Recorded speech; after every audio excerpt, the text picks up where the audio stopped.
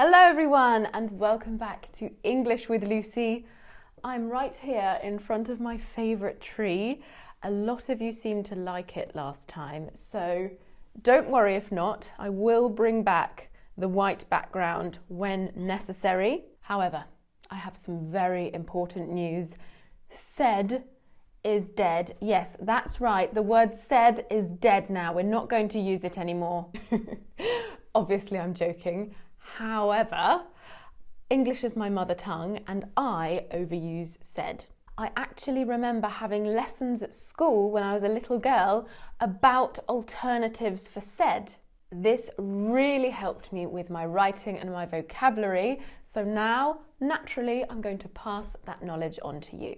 In this lesson, I am going to give you 50, I hope that's 50, who knows, 50 alternatives for the word said, and these alternatives will be conveniently grouped into 10 little categories. Now 50 might sound quite a lot, but I have included all 50 alternatives into one story. Yes, today I'm going to be reading you a story that is also a vocab and listening lesson. And the best part is it's a true story about my first job as a waitress. Now, this is a lot of vocabulary, so I have created a PDF with all of the vocabulary. You can download it. All you have to do is sign up to my mailing list. The link is in the description. Right, let's get started with the story and the vocab lesson. Here is the first part of the story. As I've previously stated, I used to work as a waitress. I've remarked on this in a couple of older videos. I am pleased to report that nobody was harmed during my time as a waitress, but I will add that some customers didn't receive what they ordered. Okay, so in that section of the story, we have four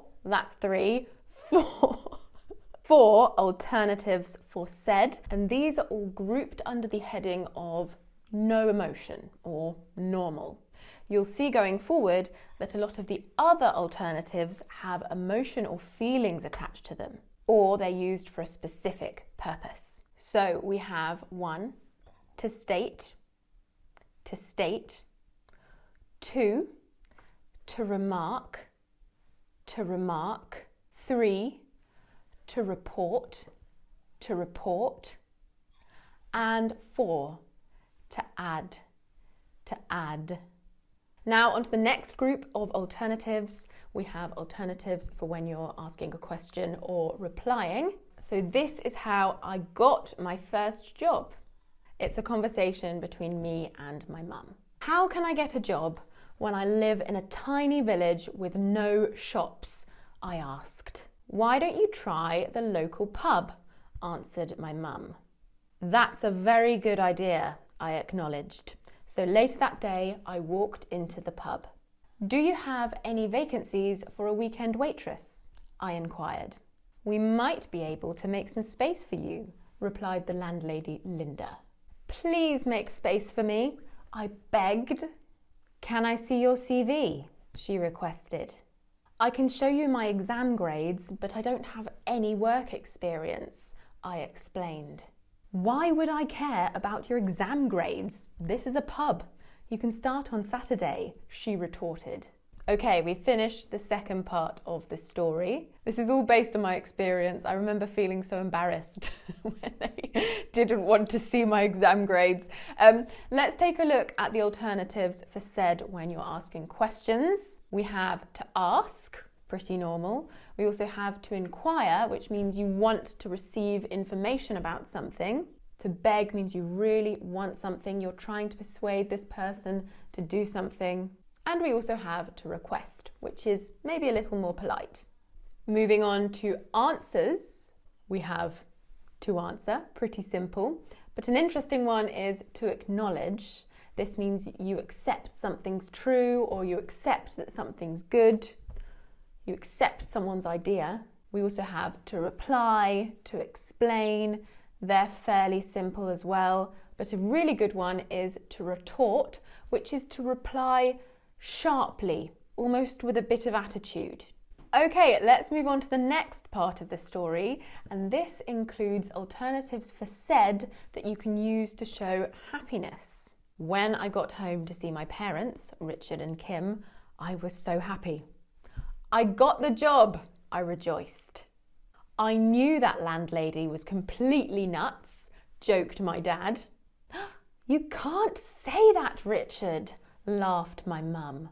Nuts or not, I'm officially employed, I giggled. You can start paying rent now, smirked my dad. Jokes aside, we are really proud of you, beamed my mum. I remember this so well. I felt so proud because I did just walk in there and come out with a job. I never in a million years expected that to happen. So let's look at those alternatives more closely. We have to rejoice, which means you say something sort of whilst celebrating, you're so happy. We have to joke when you're making a joke. We have to laugh when someone is laughing whilst saying something. The same goes for giggle. A giggle is a cheekier laugh. If you smirk, it means you're smiling in a sort of silly or smug way. So my dad was pleased with his joke. And we also say to beam, which means to be really smiling. Let's move on to the next category. We've got two here. We've got alternatives for saying things loudly and also alternatives for saying things in a scared or worried way. I nervously entered the pub the following Saturday. What do you want? Shouted Emily, the other waitress, who was hoovering the floor. I'm the new waitress, I yelled back in response. John, the new waitress is here, screamed Emily to the landlord, John. Nice to meet you, John, I trembled. How old are you? Boomed John, who clearly had a temper. 15, I stammered. Why are you so young? He exclaimed. I was just born a little late, I stuttered. Oh dear, John is not very happy, gulped Emily. Right, let's take a look at the vocab. Firstly, let's look at the loud alternatives. We have to shout and to yell, which means you're using the top of your voice, you're speaking very loudly. We also have to scream, which means even louder. To boom is a good one. This means you say something in a very imposing, low but loud voice. And we also have to exclaim. This means to say something loudly but also showing a bit of surprise. And I'm not kidding. They did genuinely ask me why I was so young, and I struggled to find an answer for that. You employed me. Moving on to the alternatives that you can use when you're scared. We have to tremble, which means you're shaking if you're trembling. We also have to stammer and to stutter, which means you're struggling to say your words. Sorry, that's me stammering or stuttering. The words aren't coming out smoothly. And we also have to gulp. And this comes from when you go, when you're scared of something, you swallow. It's a good way to show that someone's worried about somebody's reaction or something that might happen. Okay, now we can move on to the next group of words, anger. This is a fun one. So John and Linda, the landlord and the landlady, were a very passionate couple.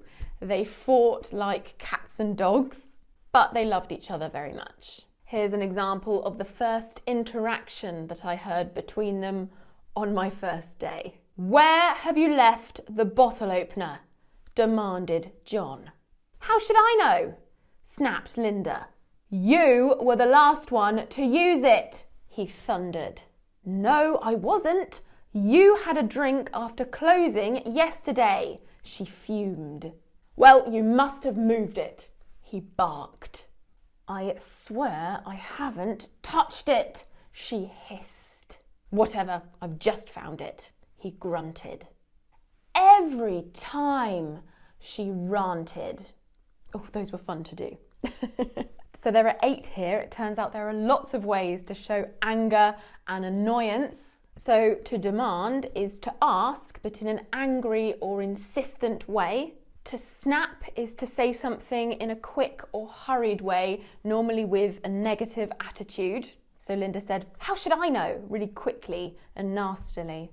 We have to thunder, that's to say something very loudly and imposingly.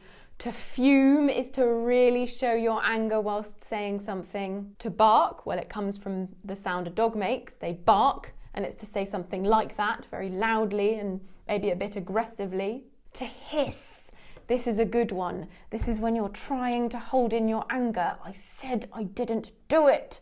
You maybe keep your mouth quite closed. To grunt, that's when you say something gruffly without much effort. Whatever, I've found it. It comes from the sound a pig makes, you know, like, I can't believe I've just done that on camera. Similar to that, it's definitely a negative term. And then we have to rant, which is like to nag. You've done this and this, you haven't done this, it's to moan at someone. Okay, on to the next one. I have combined saying things in a bossy way and saying things quietly. The waitress Emily made it quite obvious that she didn't want me to be there. She made me do all of the rubbish jobs, so I was hardly able to leave the kitchen. It was quite ironic, as she had a terrible attitude and most of the customers hated her. But she insisted on doing all of the serving work. I had to stay in the kitchen. "To start today, you need to clean the toilet," she commanded. "Not a problem," I mumbled. "Then you can finish the washing up that I didn't do last night," she ordered. "Okie dokie," I muttered. "After that, you have to polish all of the knives in the cutlery drawer whilst I go and serve the customers," she dictated. "Shouldn't I learn how to serve the customers too?" I whispered. "I'm the only person qualified to talk to the customers," she insisted. Honestly, I don't have many negative things to say about people. But Emily, I've given everyone fake names, was the least pleasant person I may have ever met in my life. She was so rude to people, not just to me. I wasn't the only one here. So let's look at the bossy alternatives. We have to command, to order, to dictate. These are all alternatives for telling someone what to do. We also have to insist, and this is to really emphasize that you want someone to do something. And then we have the quiet alternatives. We have to mumble, and to mumble is to say something not so clearly, quietly and clearly, so that maybe the other person can't hear you so well. We also have to mutter, which is to say something kind of intending that the other person doesn't hear it. And we also have to whisper, which means to say things without using your voice. Okay, let's move on to the final part of the story. We have words that you can use to show that someone's sad, or words that you can use to show that you are comforting someone. During my break, I called my mum to vent to her about Emily. To vent is to let everything out, just let all of your emotions out. "Mum, I am having a terrible time," I cried. "Oh no, what's gone wrong?" she groaned. "Emily is making it obvious that she doesn't want me there," I bawled. "Oh, I can't stand that woman. She is so unprofessional," reassured my mother. "She's making my time here very unpleasant," I sobbed. "I'm sure the landlady will see her for who she is very soon," she consoled. "I don't think she will. She loves her," I whined. Okay, so let's look at the ones expressing sadness. We've got 3 that show that you are crying. To cry, to bawl, which means really crying, and to sob, which means that you're crying but you're sort of struggling to catch your breath, like that. Then we have 2 that can be used for moaning. We have to groan. To groan is to make the sound like that. So if you groan a sentence, I don't want to, she groaned, for example. And we also have to whine. To whine is to complain about something. So when I said that last sentence, "I don't think she will," I was whining. Then we have the last 2, to comfort, to reassure, and to console. Both of these are used to show that someone is saying something to try and make another person feel better. So we've had our 50 alternatives. What was the outcome for Emily and what was the outcome for me? Well, I was 15 then, and I carried on working in that pub for, I was about to say 18 years, that's not true, for 3 years until I was 18, and it was a fantastic weekend job, and I have definitely dramatised the landlords a bit. They were lovely. Emily, however, I have not dramatised. She was horrible. And she actually got fired, or did she walk out? I can't remember that, but there was a big argument and the workplace was much more pleasant when she wasn't there. I think she would be great at a job that doesn't involve people, potentially. Maybe she could be a dog walker. Right, that's it for this lesson. If you want more information on all of the vocabulary, you can download my free PDF. The link is in the description box if you would like further listening practice. I also have a channel where I upload vlogs, subtitled vlogs of my daily life on an English farm. That's just a little snippet back there, but many people seem to like it, so maybe you will too. Don't forget to connect with me on all of my social media. I've got my Facebook, my Instagram, and my email list. I will see you soon for another lesson. Mwah.